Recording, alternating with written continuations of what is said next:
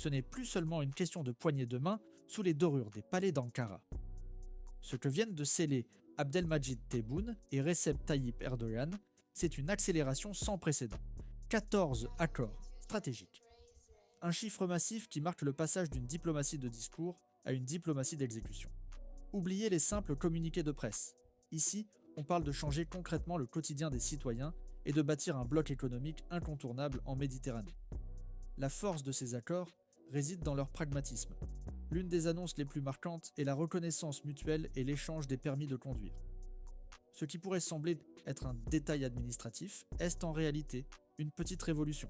C'est le signe d'une confiance totale, facilitant la mobilité des entrepreneurs, des experts et des familles.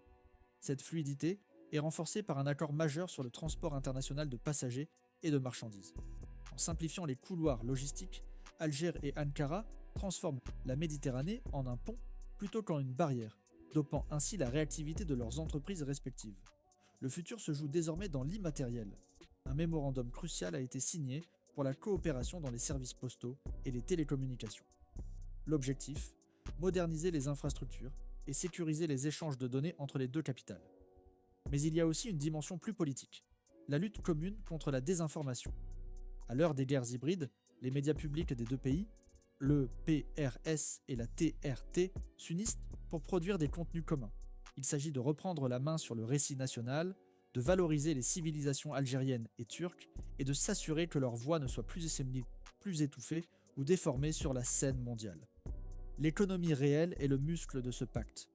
De la protection phytosanitaire dans l'agriculture à la normalisation industrielle, les deux nations harmonisent leurs standards. En clair, un produit fabriqué à Constantine doit pouvoir entrer à Istanbul sans barrières et techniques inutiles. Mais le véritable séisme économique, c'est le lancement officiel des négociations pour un accord commercial préférentiel. Ce n'est pas encore le libre-échange total, souvent risqué pour les industries naissantes, mais c'est une zone de libre-échange sur mesure. C'est la porte ouverte à une explosion des volumes d'échange, visant à court-circuiter les circuits commerciaux traditionnels souvent trop coûteux. L'alliance est aussi humaine et institutionnelle. L'accord sur la gestion des catastrophes et des situations d'urgence montre que la fraternité s'exprime dans l'épreuve.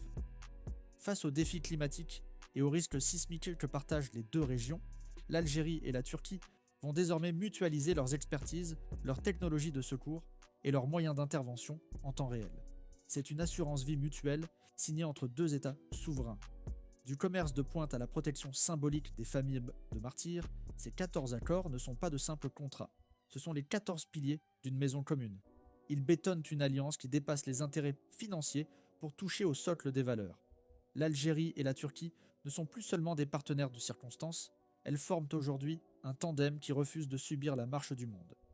Elles avancent d'un même pas avec une ambition claire, s'imposer comme les deux moteurs de stabilité et de prospérité entre l'Afrique, l'Europe et l'Asie. Le message au reste du monde est limpide, l'axe Alger-Ankara est désormais un fait accompli de la géopolitique du XXIe siècle.